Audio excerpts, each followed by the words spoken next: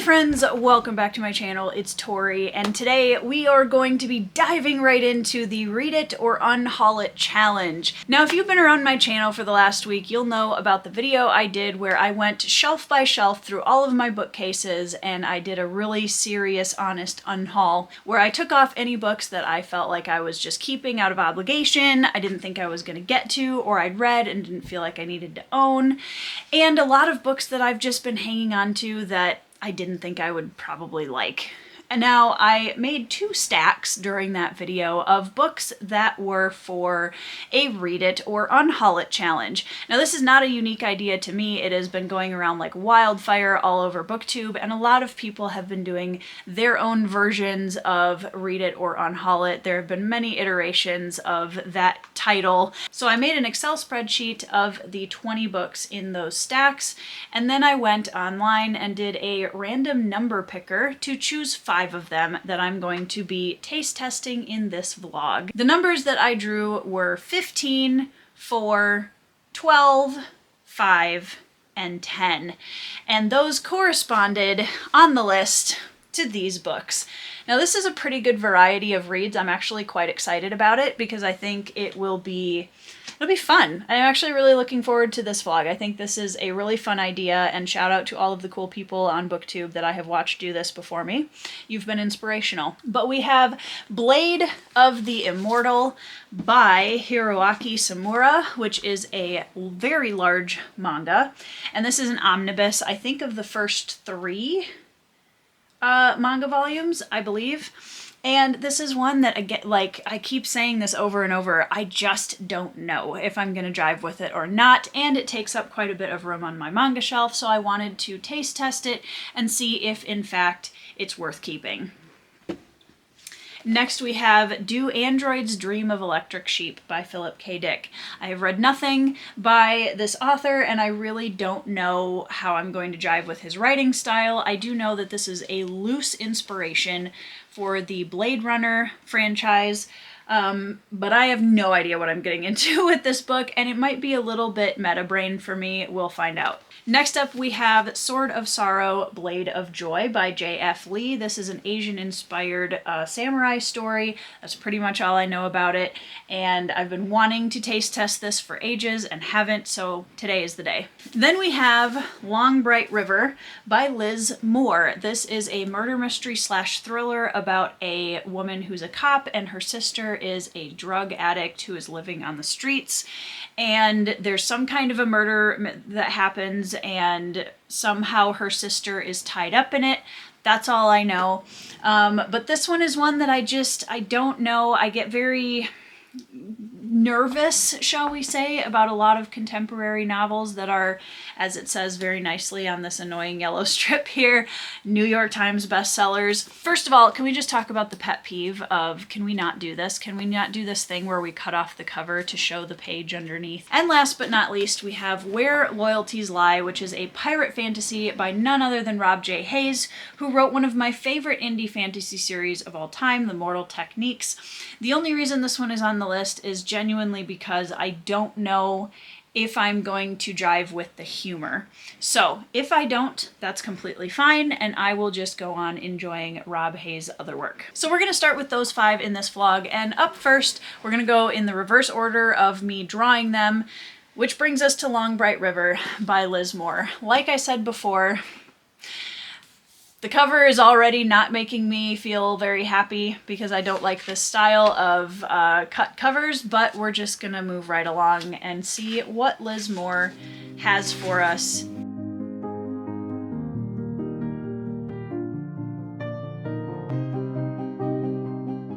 Okay, so we're starting off with a poem by Alfred Lord Tennyson, which has the phrase Long Bright River in it. Points. We'll give points for that.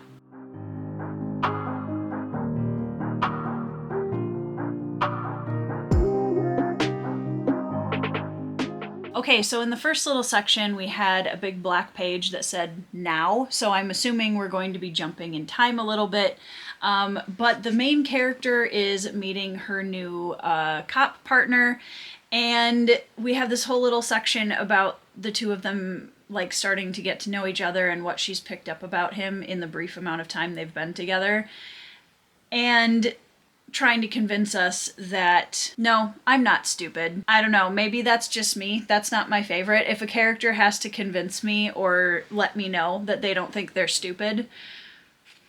Also, I'm noticing the tension in this right away, which is good, where we have this cop main character who is constantly afraid every time something comes over the radio about an overdose or an addict from the street, obviously because she is living in constant fear that her sister is going to be on her radio. So the tension with that is a good setup. Okay, so this book does not use quotation marks for dialogue, which I know is a thing. Don't come for me in the comments. I know that's a stylistic choice. I don't like it. It kind of throws me off a little bit. We get a long dash and then the dialogue just kind of rolls right into the description or the next paragraph or the dialogue tag. And that is not my favorite. I'm going to be honest. I know it's like a small detail, but that is not something that I appreciate.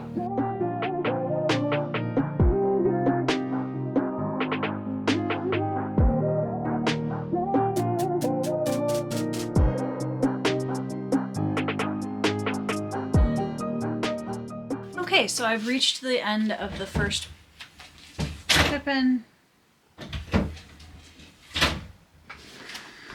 Alright, we have reached the end of the first part of the book, and we are moving into a then section, so we're moving into, some kind of maybe their childhood or something like that. I don't hate the opening. I'm not particularly hooked by it either. I feel like we just kind of got a little bit of information about what probably is the murder that kicks off the entire story. But I don't know. It's fine so far. There have been a couple of lines in here that are interesting and thought-provoking, but also I feel like they might be a little, I don't know if navel-gazy is the right word in this early part, so I'm gonna keep going because I think we're on page 24. So we're halfway through our taste test, and I'm honestly kind of on the 50-50 fence for this one right now.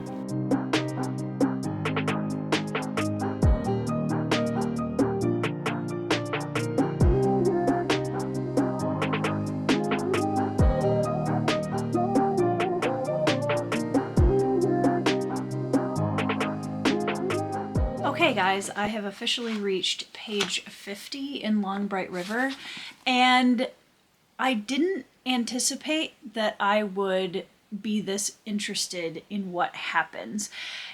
I wouldn't say that there's any information given out so far that has me really hooked. I'm not really invested in the writing style. The dialogue tag business is really not my favorite at all. I am mildly interested in what's going to happen. I think that's, I want to know the answer to the mystery. And I think that's where murder mysteries really get you, is even if the writing or characters are not incredibly magnetizing, you still want to know what the answer is. And that's what's bothering me, I think. So this is reading very, very quickly, so I actually think that I might continue this one. It's not going to take me very long to read, and I just want to know the answer. I have a suspicion, but I want to know if I'm right, and if I am, I'm going to be really disappointed and probably unhaul the book. So in terms of read it or unhaul it, I think what I'm going to do is I'm going to put this in the potential continue pile, because I do want to continue reading it, and I feel like it's not going to take me that long to finish.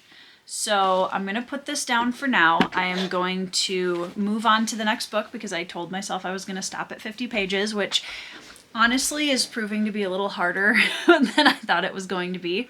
So our next book that we are going to try in this vlog is Where Loyalties Lie by Rob J. Hayes.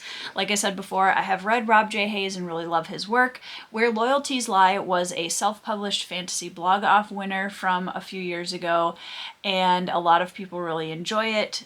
I'm very picky about humor styles in books like this, and I don't know if it's gonna be my taste or not, so I want to give it a chance and see what I think of it and go from there. So we are going to start, and I apparently put a bookmark in here. We are going to start, and I'm going to read about 40 to 50 pages, which will get me far enough into the book, I think, where I can decide if I'm going to jive with the humor.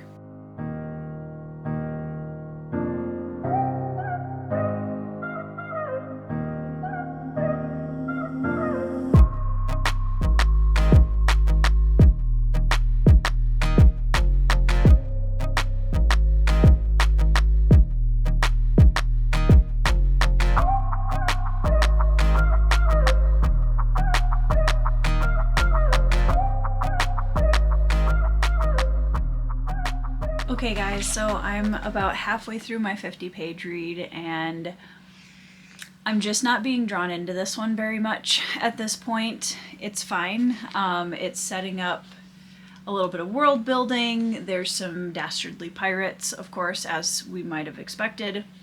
And we've been introduced to 2 different captains. And the humor isn't as strong as I was worried that it was going to be, but it's definitely there. I'm not really bothered by it at this point, which is a good thing, so I'm happy about that.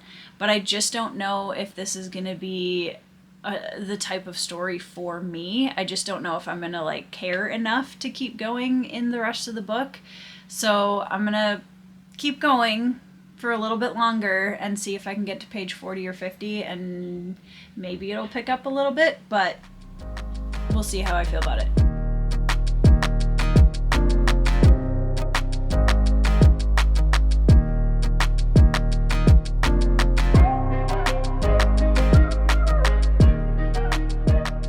Okay guys, I did end up reaching page like 38 or 40 in Where Loyalties Lie.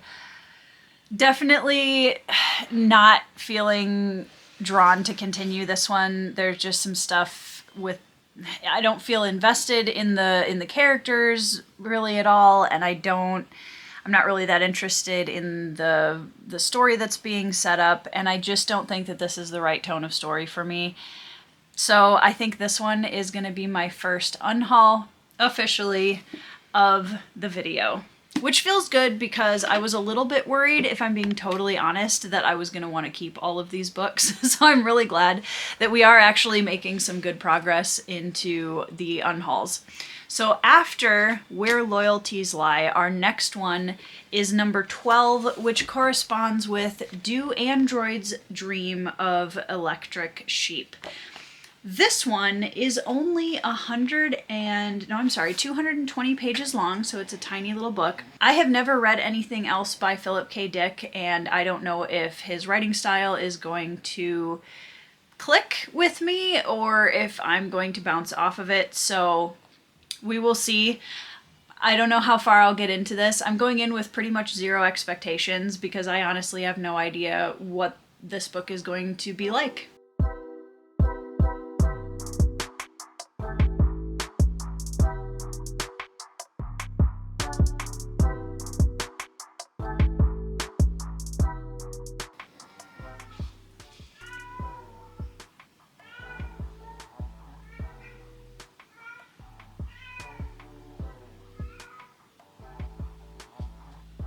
Novia.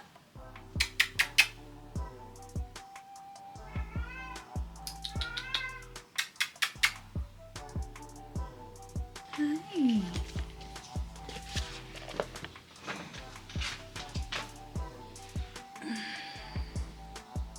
And say hi to everyone, Novers. Someone came to help me read. Hi.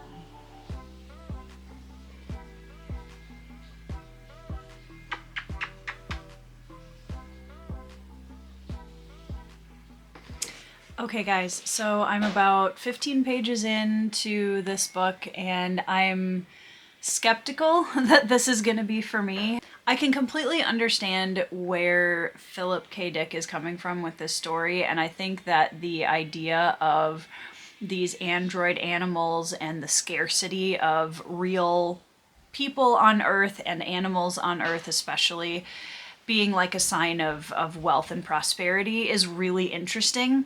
I just don't know that this is going to be the type of story that I'm interested in reading. I can appreciate what he's probably trying to do here, but it's not something that I feel especially drawn to. And so I'm going to keep reading for at least another 10-15 pages, but I'm kind of guessing that this one isn't going to hook me.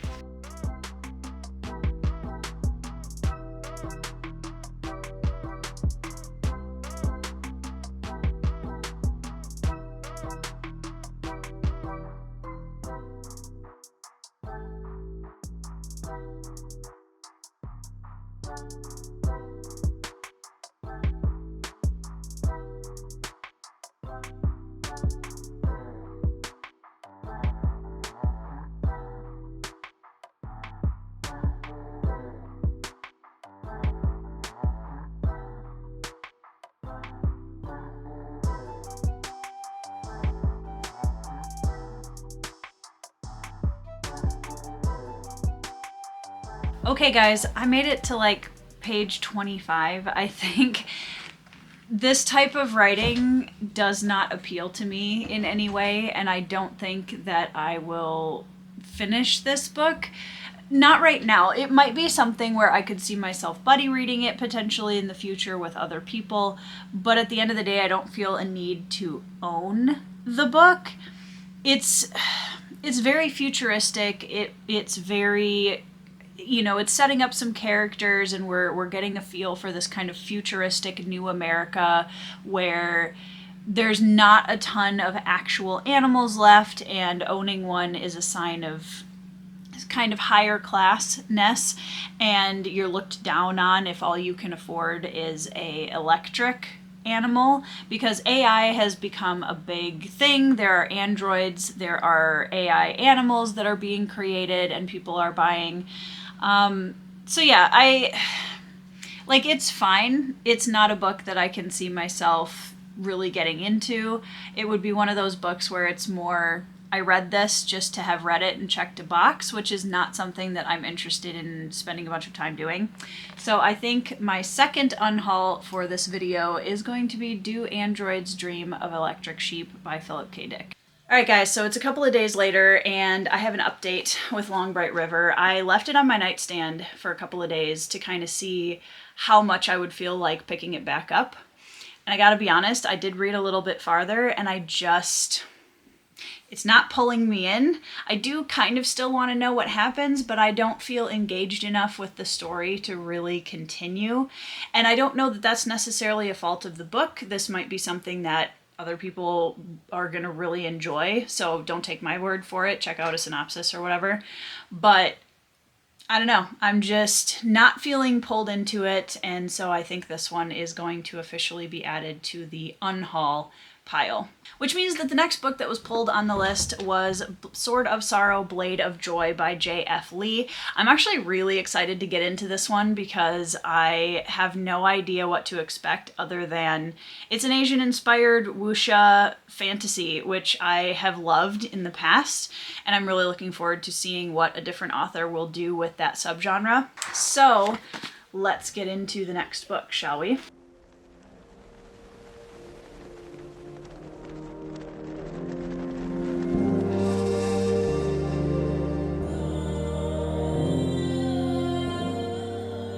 Hey guys, so it is another day after my last clip and I had to pause because my book Cold Silver for Souls came out yesterday. It was super fun. We had a big launch party, but the last 2 days have just been absolutely insane. So I'm finally getting back to this and I'm excited because I only got a couple pages in the clips that I took a couple days ago, and the setup for this is very expected so far. You know, you have this kind of grizzled, reluctant hero style samurai character who's in a tavern, and this young girl comes up and she's kind of in disguise and she's trying to hire him because she needs a bodyguard, and it's all very mysterious and we don't know why she's trying to disappear or who's after her. And of course the curmudgeonly samurai is like, I know I'm a hero, but I'm done with that now.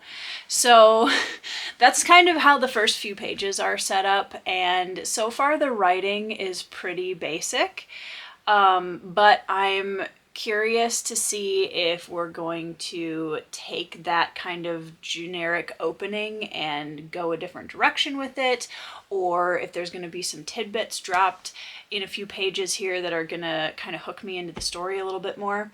So we're going to continue on. I have moved to the floor because honestly sometimes it's just more comfortable than the chair, and just wanted to switch it up a little bit from last time. So we are going to continue on. Let's get reading.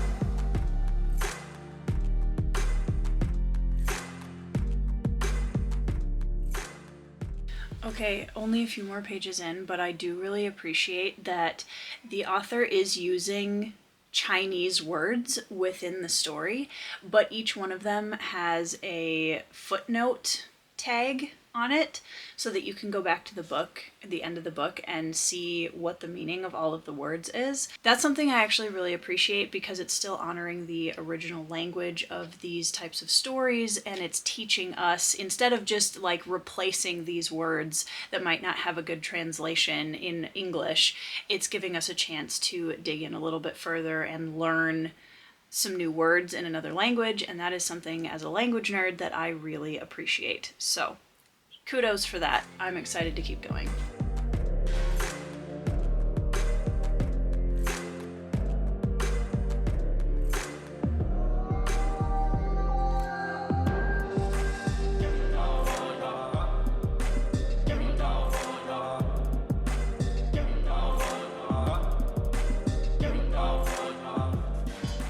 Okay guys, I actually made it to about page 60 of Sword of Sorrow, Blade of Joy, and I'm kind of mixed on this because I do like the setting. I do think that this potentially has some interesting directions to follow. We kind of have, like I mentioned before, the girl who is trying to find her family, and she hires Li Meng, who is the legendary swordsman, as a bodyguard, and we find out that he has been on the revenge path for about 10 years trying to find the man who murdered his master, who is now this like big warlord who's taking over part of their country. And I don't dislike it. The writing is very clear and straightforward. It has a couple moments of what could lean toward modern language, but honestly it's pretty good, and that's something that I look for a lot when I'm reading books with more ancient world settings like this. That's something, 21st century language, I really pull away from, and there's a couple moments in here, but overall it's been pretty good.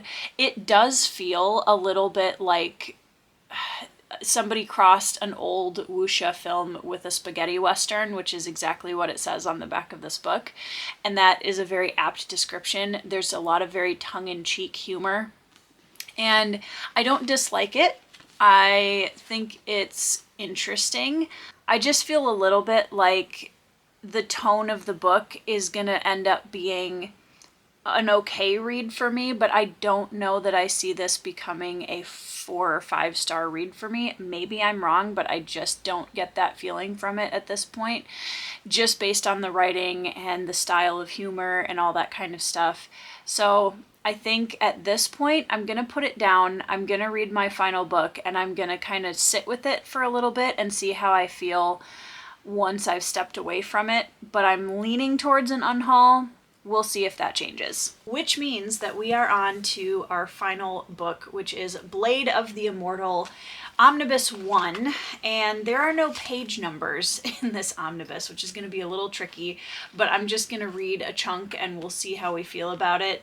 It's going to be nice to close out the vlog with a manga, so let's get started. I really don't know anything about this story at all. A cursed, seemingly immortal warrior aids a young girl in her quest for revenge as the students of a brutal new sword school tear a bloody path across Japan. So it is set in Japan. And it's going to be interesting reading this right after Sword of Sorrow, actually, because it sounds like they have slightly similar vibes, where it's a young girl's revenge story and she is being protected by some kind of legendary warrior.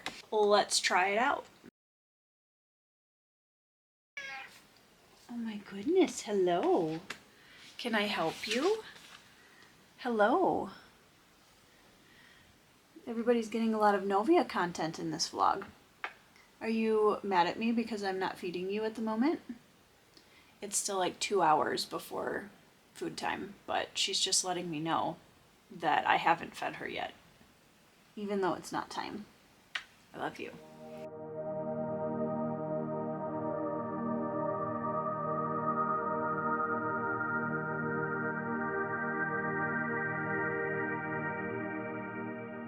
Okay, page like 3, and we have this immortal character who was just shot by a bounty hunter, and there's like worms in his head knitting him back together after he's shot.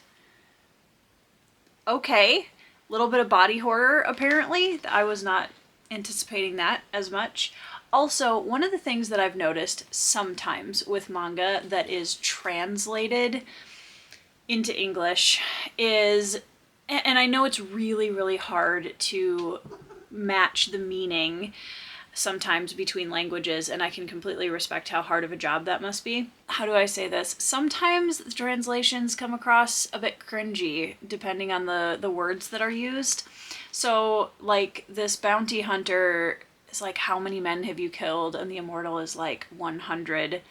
And he goes, whoa, 100, good heavens, how very macho. And it's just like, okay. It is definitely a little bit more gruesome / body horror than I was anticipating, which is neither here nor there. It's just, I wasn't expecting it. So let's see what happens next. I do have to say also that it is very weird reading this from left to right. I'm not used to that. I don't know how I feel about it because I'm so used to reading manga from right to left at this point that it's actually kind of throwing me off a little bit that I don't have to this time. And I was, at first I was reading the first few pages and looking down and being like, man, this is kind of like, I don't know if it's the translation is weird or whatever. And then I realized I'm reading it backwards. By reading it backwards, I don't know how I feel about that. It's very odd.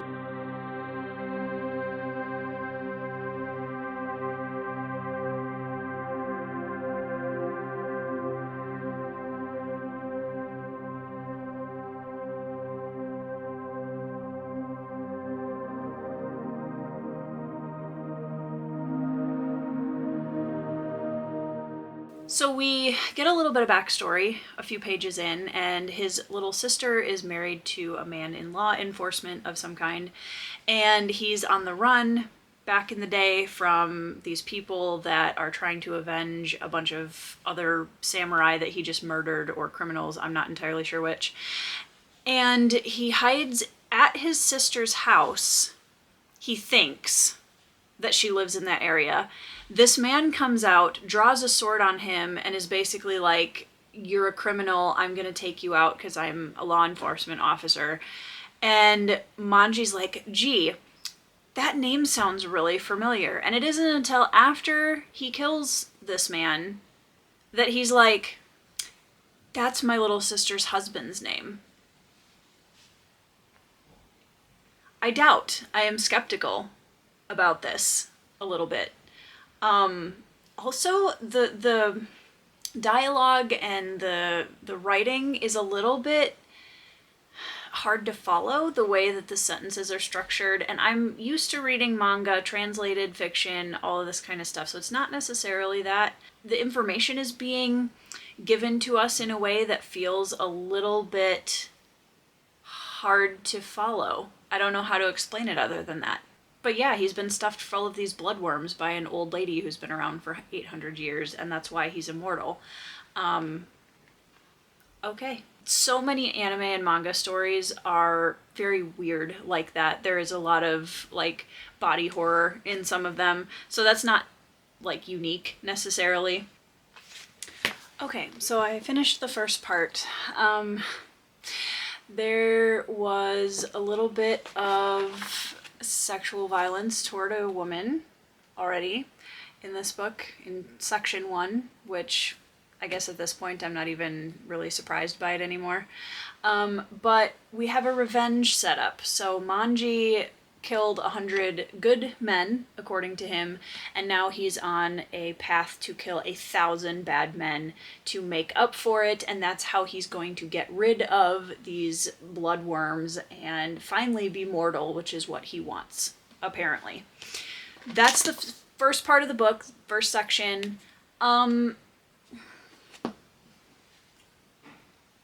I don't know. Art style is actually very pretty, and I like it for the most part. It is still very weird reading this the wrong way.